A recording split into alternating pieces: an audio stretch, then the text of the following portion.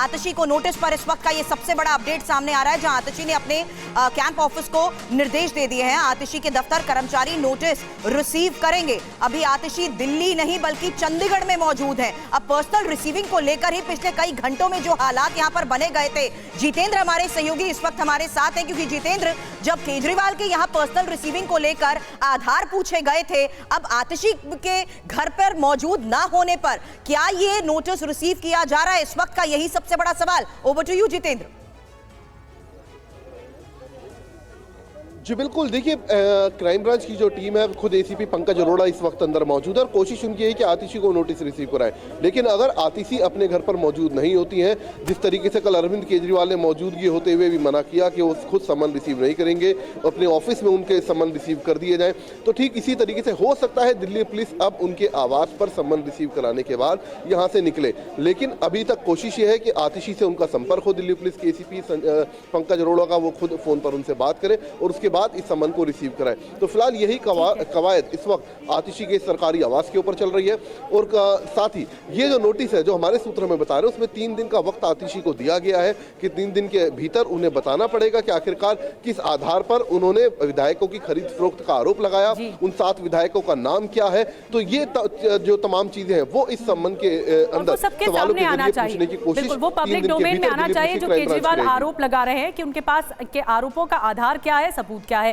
बहरहाल केसी कौशिक जी, मैं आपके पास आना चाहूंगी, क्योंकि बार बार बात रिसीविंग की हो रही है और आम आदमी पार्टी जब कल सामने आई इंतजार कराने के बाद, तो उनकी तरफ से कहना था कि ये ड्रामा बंद किया जाना चाहिए बीजेपी की ओर से। हालांकि क्राइम ब्रांच अपना काम कर रही है, आपने आरोप लगाया, सबूत आपको देने चाहिए, लेकिन उसके बाद भी नहीं दिए जा रहे। ये रिसीविंग के लिए क्या मामला अटक सकता है? क्या इसमें कानूनी पेचीदगियां क्या हैं? आप अगर इसको समझा पाएं। देखिए जहाँ तक इसके रिसीविंग का सवाल है, क्राइम ब्रांच अपना कार्य कर रही है। यदि क्राइम ब्रांच चाहे तो इनको ईमेल के द्वारा या व्हाट्सएप के द्वारा भी सर्विस कर सकती है। जो आपको पता होगा कि जब ये क्या नाम है कोरोना काल आया था, कोरोना काल के बाद ये जो डीम्ड सर्विस है वो इलेक्ट्रॉनिक प्रोसेस के हिसाब से भी मानी जाती है। मेरे को ऐसा लगता है कि जो क्राइम ब्रांच है वो एक्स्ट्रा प्रिकॉशन ले रही है कि ये डायरेक्ट जो है ना जिन पे भी एलिगेशन है उन पर सर्विस हो जाए। यदि उनसे फ़ोन पे बात होने के बाद उनके किसी कर्मचारी पे भी सर्विस हो जाती है तो डीम्ड सर्विस मानी जाएगी, ऐसा कानून कहता है। जी बिल्कुल सही कह रहे हैं सर। और मैं इस बारे में, हमारे साथ इस वक्त सीनियर जर्नलिस्ट जयशंकर गुप्ता जी जुड़ गए हैं।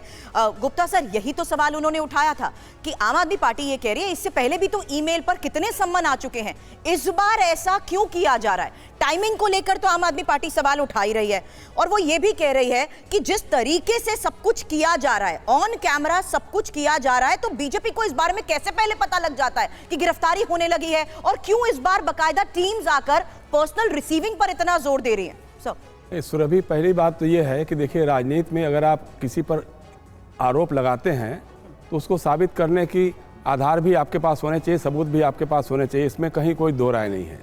लेकिन दूसरी बात जो है, हमारी ये समझ से परे है, मैं कौशिक जी की बात को आगे बढ़ा रहा हूँ कि दिल्ली पुलिस की क्राइम ब्रांच जो है इस बात पे क्यों आमादा है कि समन जो है वो सिर्फ अरविंद केजरीवाल या आतिशी को ही तामील कराया जाएगा।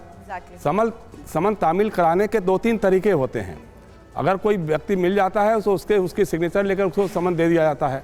अगर वो मना करता है तो लिख दिया जाता है कि वो लेने से इनकार किया, और अगर वो घर पे नहीं है, कोई भी नहीं है उनके घर पे, तो दीवार पे चस्पा कर दिया जाता है।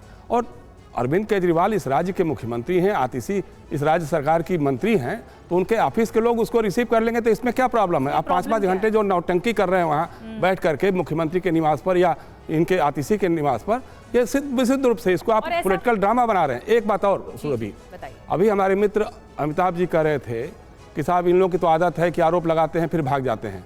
अरे भाई, आपकी पार्टी में तो ऐसे लोग भी हैं जो आरोप लगाते हैं कि 64,000 करोड़ का सिंचाई घोटाला और कितने करोड़ का ये घोटाला, और उसको तुरंत बाद आप अपने हम उप मुख्यमंत्री और मुख्यमंत्री बना लेते हैं। तो ये रवायत इस देश की राजनीति इतनी विद्रूप हो गई है कि आरोप लगाओ फिर मंत्री बना लो, वॉशिंग पाउडर में धोल करके मंत्री बना दो। बिल्कुल, आरोप दोनों तरफ से लगते हैं, विपक्ष पर भी लग रहे हैं, सत्ता पक्ष पर भी लग रहे हैं, लेकिन एक बात आपने बहुत वाजिब कही जयशंकर सर कि ये इस बात की जिद क्यों है कि केजरीवाल ही रिसीविंग करेंगे या कोई जो आतिशी मंत्री के घर पहुंचे वही रिसीविंग करेंगे? नोटिस कहीं पे भी चस्पा हो सकता है, अधिकारियों को भी दिया जा सकता है।